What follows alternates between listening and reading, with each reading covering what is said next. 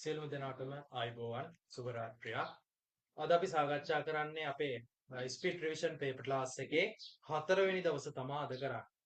ඒකෙදි හතරවෙනි දවසේදී තියෙන්නේ අපිට මෙන්න මේ ඔයාලගේ ටියුට් එකේ කියන්නේ ප්‍රශ්න පත්‍ර පොතේ අපි පුනරීක්ෂණ අංක 1 තමයි අද සාකච්ඡා කරන්න තියෙන්නේ. හරිද? එතකොට මේ ඔක්කොම තියෙන්නේ පළාත් ප්‍රශ්න මං හදපු ප්‍රශ්න නෙවෙයි. හරි. මේ විදිහට අකණ්ඩව අපි කරගෙන යන දිගට එක දවසක්වත් මිස් කරගන්න එපා. හරියට ඒ දවසට අදාළ වැඩ ටික ඔයා කරගන්න. හරි. අපි අපි පුනරීක්ෂණ අංක 1ට මතක තියාගන්න මේ කරන්න කලින් ඔයා ලියන්න තනියම. ලියලා තමා මෙන්න මේ වීඩියෝ එක බලන්න. ලියන්න නැතුව නම් මේක බලන්න එපා. කිසි තේරුමක් නැහැ. ඊට පස්සේ අනිවාර්යයෙන්ම පල්ලෙහා තියෙන කමෙන්ට් එකේ ඔයාගේ ලකුණු ටික නමයි ලකුණයි දාන්න. එතකොට මට ඒ ටික බලා ගන්න පුළුවන් කොහොමද ඔයාලගේ තත්ත්වය කියලා. හරි. පදාර්ථයේ රසායනික ස්වභාවය අනුව වර්ග කිරීම කියන මාතෘකාව යටතේ තමයි පළාත් ප්‍රශ්න වර්ග කරලා තියෙන්නේ. එතකොට මේ පොතේ ඉවරනම් පස්සේ ඊළඟට දෙවෙනි පොතට යනවා. ඒ කියන්නේ හතරවෙනි පාඩමේ දෙවෙනි පොතක් තියෙනවා. පළාත් ප්‍රශ්න තියෙන. ආන් ඒක ඒ විදිහට අපි කරගෙන යනවා. හරි. බලා ගන්නකො පළවෙනි පුනරීක්ෂණයේ පළවෙනි ප්‍රශ්නය.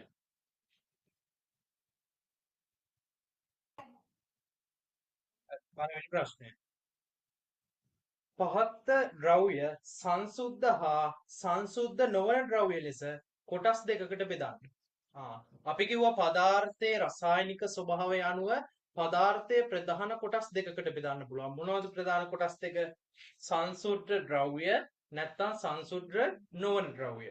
අපි ළමයි සංසුද්ධ නොවන ද්‍රව්‍ය වලට හරි ලස්සන නමක් කිව්වා. මොකද්ද සංසුද්ධ නොවන ද්‍රව්‍ය වලට කියපු නම? අපි කිව්වා මිශ්‍රණ කියලා නේ.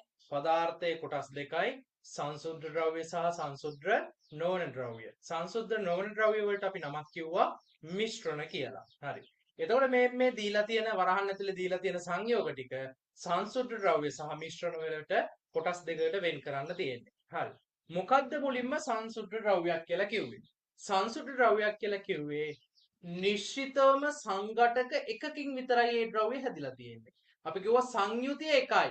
නිශ්චිතව සංඝටක එකකින් පමණක් හැදිලා තියෙනවා නම් ඒක මොකද්ද? සංසුද්ධ ද්‍රව්‍යයක්. උදාහරණයක් ගත්තාන් පස්සේ සංසුද්ධ ජලය නැත්නම් ආසුත ජලය.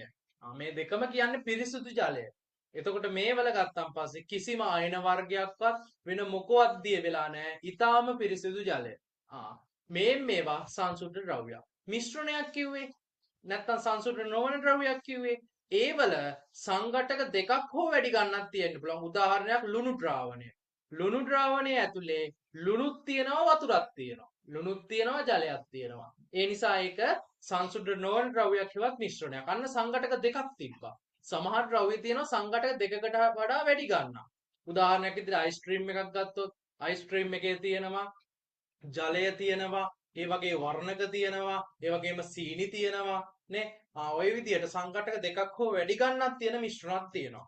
මෙහෙම ප්‍රශ්නයක් දෙන්නත් පුළුවන්. සංඝටක දෙකක් පමණක් අඩංගු සංසුද්ධ නොවන ද්‍රව්‍ය දෙකක් ලියා දක්වන්න. විභාගෙට දෙන්න පුළුවන්. සංසුද්ධ ද්‍රව්‍ය දෙකකට වඩා වැඩි ගණනක් අඩංගු. අන්න සංයුතිය ධර්ම දෙකකට වඩා වැඩි ගණනක් අඩංගු සංසුද්ධ නොවන ද්‍රව්‍ය දෙකක් ලියා දක්වන්න. එතකොට අයිස්ක්‍රීම් වර්ග, ඒ වගේම පානීය ජලය, ඒ වගේ දේවල් ගත්තාම සංසුද්ධ නොවන කොටට වැටෙන්නේ. ඇයි ඒ? සංඝටක දෙකක්. මොකද්ද? පානීය ජලයේ තියෙනවා විවිධ අයන වර්ග දිය වෙලා. නේ? සමහරක් වෙලාවට ওই පානීය ජලයේ තියෙන්න පුළුවන් බැරලෝහ. බැරලෝහ වර්ග දිය වෙලා එහෙම වුණොත් ඒක වකුගඩු වලට අනාගතේ බලපාන්න පුළුවන් ඒ පානීය ජලය පානය කිරීම මගින්. හරිද?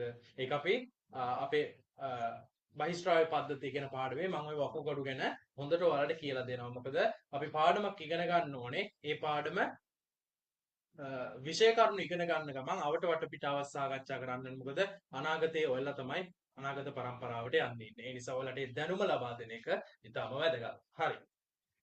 එතකොට මෙතන තියෙනවා පානීය ජලය.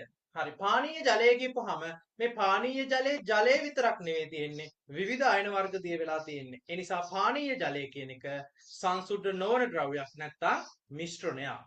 මේක තිබ්බනම් ආශ්‍රිත ජලය නැත්තම් සංසුද්ධ ජලය කියලා ඒක වැටෙන්නේ සංසුද්ධ ද්‍රව්‍ය කොටට. හරි. දෙවැනි එක ලුණු ද්‍රාවණය. ළමයි ලුණු ද්‍රාවණයක් ඇතුලේ ලුණුත් තියෙනවා. මොනවද තියෙනවද අය? අන්න ලුණුත් තියෙනවා ජලයක් තියෙනවා. එහෙනම් සංඝටක දෙකක් තියෙන්න පුළුවන් ලුණු ද්‍රාවණයක්. විවිධ අයන වර්ගයක් තියෙන්න පුළුවන් නේ ළමයි. ඒ නිසා ලුණු ද්‍රාවණය කියන එක සංසුද්ධ නොවන ද්‍රව්‍යයක් ගොඩට තමයි වැටෙන්නේ. එතකොට පානීය ජලය සහ ලුණු ද්‍රාවණය කියන දෙකම සංසුද්ධ නොවන ද්‍රව්‍ය ගොඩට වර්ග කරලා තියෙන්න ඕනේ. ඊළඟට ඇලුමිනියම්. ඇලුමිනියම් ගත්තන් පස්සේ සංසුද්ධ ද්‍රව්‍යයක්ද නැද්ද? ඇලුමිනියම් කියන්නේ අපි දන්නවා ඇලුමිනියම් කියන්නේ ලෝහයක්ද අලෝහයක්ද? මූල ද්‍රව්‍ය ගොඩේ අපි බෙදුවේ ඇලුමිනියම්. ඇලුමිනියම් කියන්නේ ලෝහයක් නේ. දිස්නයක් තියෙනවා. තට්ටු කරපුවාම සද්දයක් ඇහෙනවා. අපි ලෝහ ලක්ෂණත් කතා කරේ. ඇලුමිනියම් කියන්නේ ලෝහයක්. එතකොට ඇලුමිනියම් ගත්තන් පස්සේ ලෝහ ගොඩට වැටෙන්නේ ළමයි සංසුද්ධ ද්‍රව්‍යනේ. මොකද සංසුද්ධ ද්‍රව්‍ය කොටස් දෙකකට බෙදුවනේ අපි මූල ද්‍රව්‍ය හා සංයෝග කියලා. නේ මූල ද්‍රව්‍ය හා සංයෝග. ওই මූල ද්‍රව්‍යත් කොටස් දෙකකට බෙදන්න පුළුවන් ලෝහ ලෝහ කියලා. ඒතර මූල ද්‍රව්‍ය කොටට තමයි ඇලුමිනියම් අයත් වෙන්නේ. ඒ කියන්නේ සංසුද්ධ ද්‍රව්‍යයක්. ඇලුමිනියම් කියන්නේ සංසුද්ධ ද්‍රව්‍යයක්. හරි. මම මේ ප්‍රශ්නෙට අදාළ උත්තරේ කියන ගමන් අර අවට වටපිටාවත් ඔයාලට පාඩමේ මතක් කරලා දෙනවා. නිකන් ප්‍රශ්නෙට උත්තරේ සාකච්ඡා කරනවට වඩා මොකද මේක දවස ගානේ යනකොට ඔයාලට පාඩමට අදාළ වටපිටාව නිකමට වගේ මතක් වෙනකොට ඔයාලට දීර්ඝකාලීන මතකයට ඒක පවත්වා ගන්න වැදගත් වෙනවා. ඒ නිසා. හරි. ඊළඟට වාතය. වාතය ගත්තන් පස්සේ හයිඩ්‍රජන් තියෙන්න පුළුවන්. ඒ වගේම හීලියම් වායු තියෙන්න පුළුවන්. නයිට්‍රජන් තියෙන්න පුළුවන්. හරි නියෝන් කියන වායු තියෙන්න පුළුවන්. ඒ වගේම ඔක්සිජන් වායු, කාබන් ඩයොක්සයිඩ් වායු, ඔය වගේ වායු මිශ්‍රණයක් වාතයේ තියෙන. අපේ මේ සාමාන්‍ය වාතයේදී විවිධ වායු මිශ්‍රණයක් තියෙනවා. ඒ නිසා වාතය කියන්නේ සංසුද්ධ නොවන ද්‍රව්‍යයක්. එහෙනම් උත්තරේ සංසුද්ධ නොවන ද්‍රව්‍ය කොටට එන්නේ පානීය ජලය, ලුණු ද්‍රාවණය, ඒ වගේම වාතය කියන තුනම අයත් වෙන්නේ සංසුද්ධ නොවන ද්‍රව්‍ය කොටට. සංසුද්ධ ද්‍රව්‍ය කොටට අයත් වෙන්නේ ඇලුමිනියම් පමණයි. අන්න ඔන්න ඔය ටික ඔය විදිහට වර්ග කරලා තියෙනවා නම් එකකට ලකුණු 5 ගානේ උත්තර 4ට ලකුණු 20ක් ලැබෙනවා. එකකට එකක් හරිනම් ලකුණු 5යි. මෙතන 4ක් තියෙනවා සංයෝග වර්ග කරන්න. ඒ හතරම හරියට වර්ග කරලා තියෙනවා නම් 5 වරක් 4 20යි. ලකුණු 20ක් හම්බ වෙනවා. හරි. දෙවැනි එක මූල ද්‍රව්‍යයක් හා සංයෝගයක් අතර වෙනස කෙටියෙන් පැහැදිලි කරන්න. මූල ද්‍රව්‍යයක් හා සංයෝගයක්. ළමයි අපි මූල ද්‍රව්‍යයක් කිව්වේ. මූල ද්‍රව්‍යයක් කියන්නේ නිශ්චිත සංයුතියක් දරන සංඝටක එකකින් පමණක් හැදිලා තියෙනවා. මූල ද්‍රව්‍ය සංඝටක ගොඩක් තියෙනවද? නැහැ. මූල ද්‍රව්‍ය කියන්නේ භෞතික හා රසායනික ක්‍රම මගින් තවදුරටත් වෙන් කරන්න පුළුවන්ද? ඊතර ඉතින් උත්තර දෙන්න. තවදුරටත් වෙන් කරන්න බෑ. එහෙනම් මූල ද්‍රව්‍ය වල නිශ්චිත ගුණ ධර්ම සංඝටක කීයක් තියෙනවද? එකක් පමණක් අඩංගු වෙනවා. ඒවා තමයි අපි කිව්වේ මූල ද්‍රව්‍ය. මේවා භෞතික හෝ රසායනික ක්‍රම මගින් තවදුරටත් අපිට වර්ග කරන්න පුළුවන්ද? වර්ග කරන්න බෑ. ඒ කියන්නේ භෞතික ක්‍රම ගත්තොත් දැන් උදාහරණයක් විදිහට ඉස්සර තිබ්බ හාල් ගරනවා. නෑබිලි මේ හාල් කොරහ තියෙනවා. මේ කොරහෙන් හාල් ගරනවා. ඉස්සර ගන්නවා. ඊට පස්සේ ඉස්සර කුඹුරු වලදී අර වී වල බොල් ලයින් කරගන්න කුල්ලෙන් පොළනවා. අන්න ඔය වගේ ක්‍රම තිබ්බා. ඒවා භෞතික ක්‍රම. දැන් මේකෙදී මේ කතා කර රසායනික ක්‍රම මොනවද රසායනික ක්‍රම කිව්වේ? රසායනික ක්‍රම කිව්වේ ඔය භාගික ආසවණය, ඒ වගේම විවිධ ඔය සගන්ධ තෙල් වලින් කුරුදු වගේ දේවල් තෙල් මේවා ගන්න අපි වාෂ්පීකරණය වැනි දේවල් අපි භාවිත කරනවා. අන්න ඒවා රසායනික ක්‍රම. ඒ කියන්නේ රසායනික පැත්තෙන් පෙරලන දේවල් තමයි රසායනික ක්‍රම. හැබැයි මෙතනදී භෞතික හා බලන්න භෞතික හා මූල ද්‍රව්‍ය හා සංයෝග. ඒතකොට සංයෝගයක් කියලා කියන්නේ මූල ද්‍රව්‍ය දෙකක් හෝ වැඩි ගන්නා නිශ්චිත අනුපාතයකට රසායනිකව සංයෝජනය වෙලා තමයි සංයෝගයක් හැදිලා තියෙන්නේ. උදාහරණයක් ගත්තොත් ළමයි මෙන්න මේ ජලය කියන එක කෙනා ගන්නකො. ජලය කියන එක කෙනා හැදිලා තියෙන්නේ හයිඩ්‍රජන් සහ ඔක්සිජන් එකතු වෙලා. ජලය කියන එක කෙනා හැදිලා තියෙන්නේ මොනවා එකතු වෙලාද? හයිඩ්‍රජන් සහ ඔක්සිජන් එකතු වෙලා. එහෙනම් මේ ජලය කියන කෙනා හැදිලා තියෙන්නේ මූල ද්‍රව්‍ය මේ කීයකින්ද? දෙකකින්. මූල ද්‍රව්‍ය දෙකකින් ජලය හැදිලා තියෙන්නේ. එහෙනම් ජලය කියන්නේ සංයෝගයක්. අවම මූල ද්‍රව්‍ය දෙකක් තියෙන්න ඕනේ. මූල ද්‍රව්‍ය හෝ දෙකක් හෝ වැඩි ගණනක් තියෙනවා නම් එයා මොකක් වෙනවද? අන්න සංයෝගයක් වෙනවා. එහෙනම් වෙනස තමයි අරවල සංඝටක එකයි. ඒ කියන්නේ මූල ද්‍රව්‍ය ගත්තන් පස්සේ භෞතික හා රසායනික ක්‍රම මගින් තවදුරටත් බෙදන්න බෑ. ඒවා නිශ්චිත ගුණ ධර්මවා. මොකද සංසුද්ධ ද්‍රව්‍යයක් නිසා මූල ද්‍රව්‍ය කිහිපයක් එකතු වීමෙන් තමයි මොකක් හැදෙන්නේද? සංයෝගයක් හැදෙන්නේ. පැහැදිලිද? මූල ද්‍රව්‍ය කිහිපයක් එකතු වීමෙන් තමයි සංයෝගයක් හැදෙන්නේ. අන්න ඔය වෙනස්කම ලියලා තිබ්බනම් උත්තරේ හරි. ඒ උත්තරේට ලකුණු දෙකක් 20ක් හම්බ වෙනවා. ලකුණු 20ක් හම්බ වෙනවා. හරි. දැන් මූලද්‍රව්‍ය හා සංයෝග අතර වෙනසක් නේ ඔක. මම ඇහුවොත් මූලද්‍රව්‍ය හා සංයෝග අතර සමානකමක් ලියන්න කියලා. නේ? මූලද්‍රව්‍ය හා සංයෝග අතර සමානකමක් ඇහුවොත් මොකද්ද සමානකම ළමයි? දෙකම පදාර්ථ. හරිද? පදාර්ථ. හැබැයි මොන පදාර්ථද? දෙකම සංසුද්ධ ද්‍රව්‍ය. මොකද සංසුද්ධ ද්‍රව්‍ය කොටස් දෙකයිනේ. මේ අපි කතා කරානේ.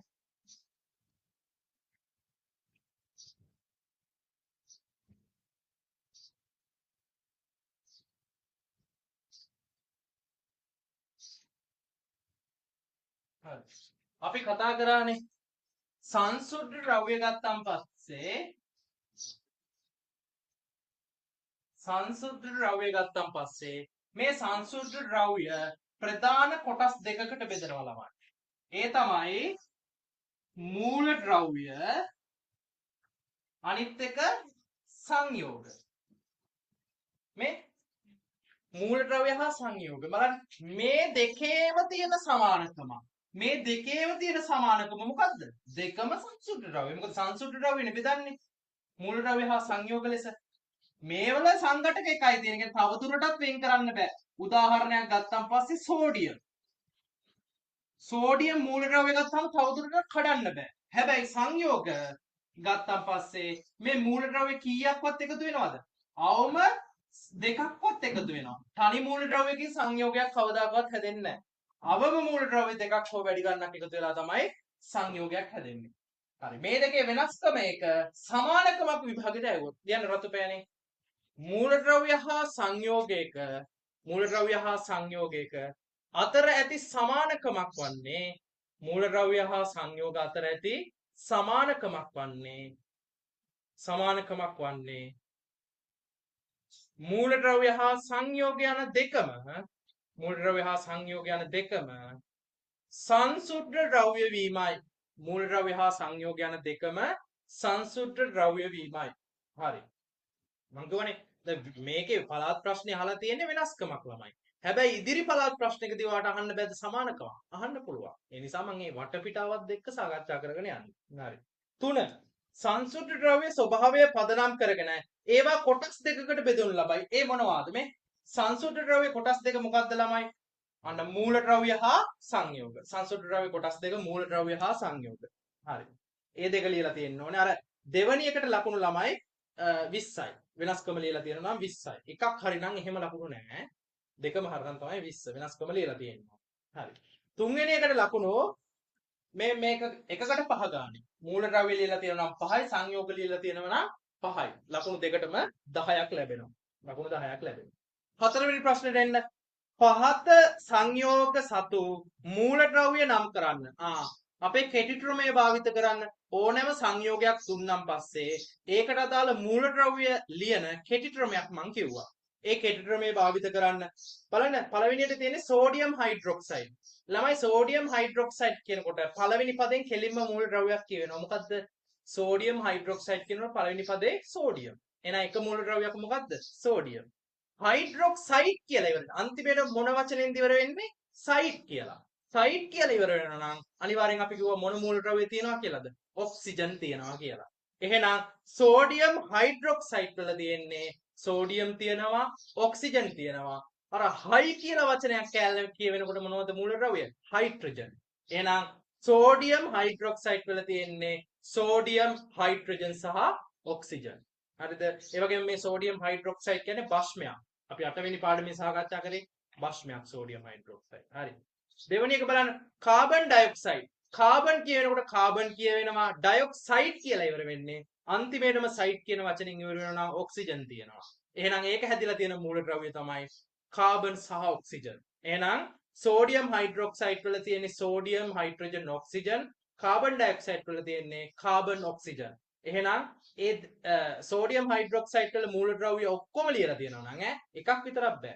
සෙට් එකම ලියලා තියෙනවා නම් මේ සෝඩියම් හයිඩ්‍රොක්සයිඩ් කියන එකකට ලකුණු 10යි, කාබන් ඩයොක්සයිඩ් කියන එකට ලකුණු 10යි. එතකොට මුළු හතරවෙනි ප්‍රශ්නෙටම ලකුණු 20ක් හම්බ වෙනවා. හරිද? එක මූලද්‍රව්‍යයක් ලියලා තියෙනවා නම් අනිත් මූලද්‍රව්‍ය දැන් උදාහරණයක් විදිහට කාබන් ඩයොක්සයිඩ් එකේ කාබන් ලියලා තියෙනවා, ඔක්සිජන් ඔයා ලියලා නැහැ. එහෙනම් ඒක වැරදි. තේරුණා නේද? මූලද්‍රව්‍ය තියෙන්න ඕනේ ඒ අදාළ මූලද්‍රව්‍ය සෙට් එකමනේ. එහෙම භාග ලකුණු හම්බෙන්නේ නැහැ. තේරුණා නේ? සෙට් එකම ලියලා දෙනවා 10 10 ප්‍රශ්නෙටම 20යි. හරි. ඊළඟට බලන්න. ඊළඟ ප්‍රශ්නේ පුනරීක්ෂණ දෙක. දෙවෙනි එකේ පොඩි ප්‍රශ්න දෙකක් තියෙන්නේ. ඒ දෙකත් මම මේකෙදිම සාකච්ඡා කරනවා. මම ඔයාලට කලින් ලියන්න කියලා කිව්වනේ. හරි. දෙවෙනි එකත් බලන්න පොඩ්ඩක්.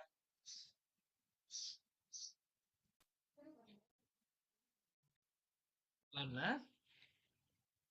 මූලද්‍රව්‍ය යනු කුමක්ද?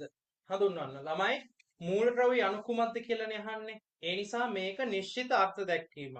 අර්ථ දැක්වීම විදියටම තියෙන්න ඕනේ. ඔයා කෑලි කෑලි ලිව්වහම ලකුණු ලැබෙන්නේ නැහැ. තේරුණා නේද? අර්ථ දැක්වීම අපිට වෙනස් කරන්න බැරි දේවල් ළමයි. ඒ නිසා අර්ථ දැක්වීම විදියටම තිබිය යුතුමයි. හරි. මූලද්‍රව්‍යයක් යනු කුමක්ද? හරි.